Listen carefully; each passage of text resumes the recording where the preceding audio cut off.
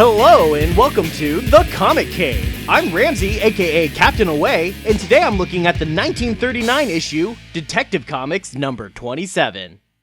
Why? Because it's Batman Day! Yay! Not sure why Batman Day is in September when apparently this issue, his debut, was listed as being in May, but I don't make the rules, I just celebrate them. And since this is also the 80th anniversary of Batman, I thought it would be fun to take a look back at the very first ever Batman story. So let's get right to it and take this away. The comic opens with a panel that's there simply to show us our main character, and let us know that this comic was apparently created entirely by one person, Bob Kane. Roberts Kane?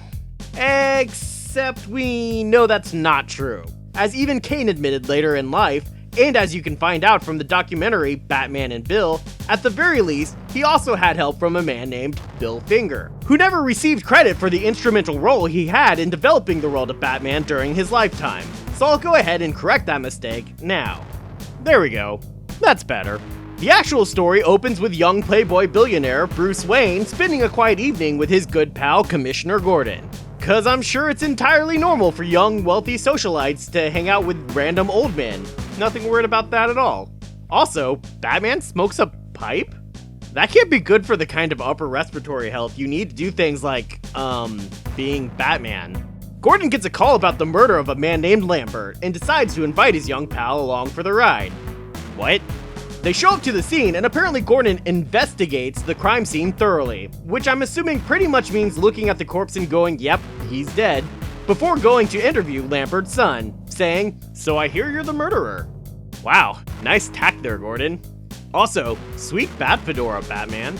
Lambert denies his involvement, saying he found his dad already stabbed in the back. And he means literally, but we'll soon see it's also figuratively. It seems there might be some bad blood between him and his old business partners at Apex Chemical Company, Stephen Crane, Paul Rogers, and Alfred Stryker. As if to confirm the younger Lambert story, right then they get a call from a name on that list, Stephen Crane, who has received death threats and was wondering if Lambert had too. But Crane soon receives more than death threats when some robbers break into his home, there to steal some document from his safe and shoot him dead. But Batman catches them as they try to escape, punching one out and flipping the other off the roof. Whoa, kinda brutal there, Bats. Well, I guess it is only 2 stories up from the looks of it, so I guess he could have survived that? Batman reads the paper the thief stole from Crane's safe and drives his remarkably un-Batmobile-like car onto its next destination. Which brings us to Rogers, who has by now heard about the deaths and has gone looking for the last partner, Stryker. What he finds instead is Stryker's assistant, Jennings, and a blackjack to the head. Jennings puts Rogers in a gas chamber that he says he uses to kill guinea pigs. Wait, not experiment on, just straight up kill? You fiend! While Jennings conveniently leaves the room to turn on the gas, Batman shows up, ducking into the gas chamber for some reason, plugging up the nozzle and then smashing the giant glass bottle that is their cage with a wrench. He makes short work of Jennings and Stryker when he shows up to reveal himself as the mastermind of this plot, as I'm sure no one saw coming. Seems he was trying to gain full control of Apex with the help of secret contracts he made with each of his old partners individually, and murder. You fiend. Batman punishes him by punching him, straight into a vat of chemicals. Whoa, what? Batman just straight up killed a dude. And does he feel remorse about it? Let's see. A fitting end for his kind. Yeah, that'd be a nope. The comic ends with Gordon explaining the events of the case to his young friend Bruce Wayne, who just doesn't seem impressed by anything. But then we see Bruce Wayne goes home, steps into a secret room, and emerges in cosplay. I mean, as the Batman. He's the Batman.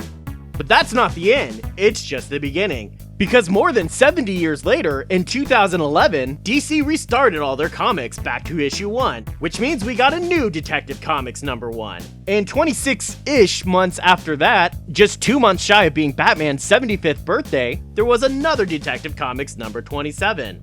To celebrate, the issue is filled with stories recognizing the long storied history of the Batman. Most relevant of those to this video, though, is a retelling of the original Batman story. This time, Bruce is not hanging out with Gordon at the start of the story. Well, he is, but only because of a charity gala for the police that is being thrown at Wayne Manor. A party that's simply a pretense to bug the cars of all the cops. Oh, you sneaky Batman, you.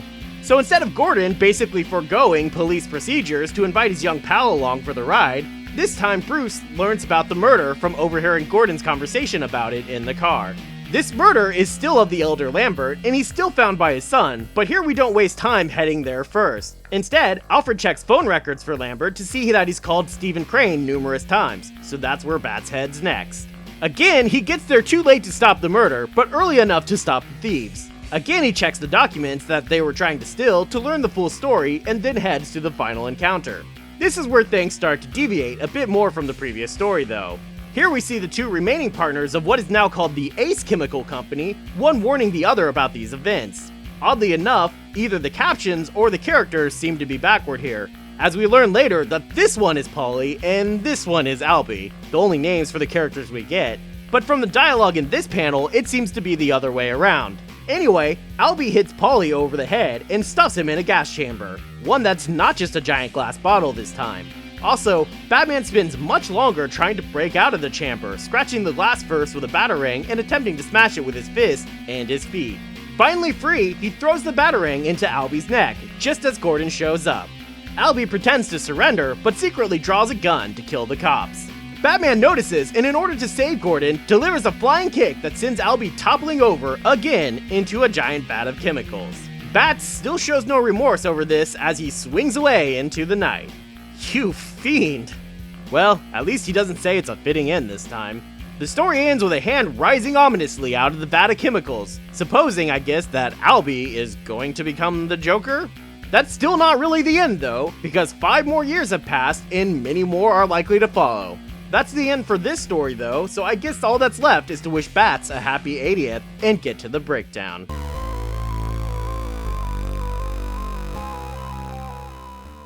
I have to say that despite being so old, Batman's first adventure is surprisingly fun. Yes, it's silly and simple, but you can actually see a lot of those things that would help define the Batman over the years already making their appearances here. The fact that this is basically a mystery story, with Batman one step ahead of the police the whole time, Batman hiding in the shadows before attacking, and his use of Bruce Wayne to work his way into mysteries where Batman cannot go. Or that move where you turn around and he's already gone. I love that move! The reimagined version is great too, managing to tell pretty much the same story in about the same number of pages, but still in a drastically different style. Though this comic essentially attempts to insert the first ever Batman story as the first mission of the Batman in the New 52 universe, it actually doesn't really fit, because in Scott Snyder's Batman, we see a very different origin of both Joker and Batman. But I can't really hold that against the story.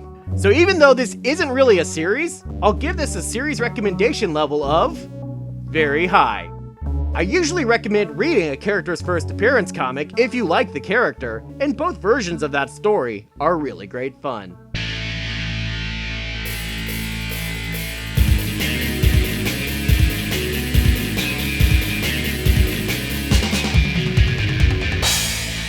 Thanks everybody for watching. I hope you enjoyed my first ever bonus video. I really enjoyed taking a look back at how much Batman has changed and also stayed the same in the past 80 years. I'll be back to normal schedule next week, so I hope to see you then, right here in the Comic Cave.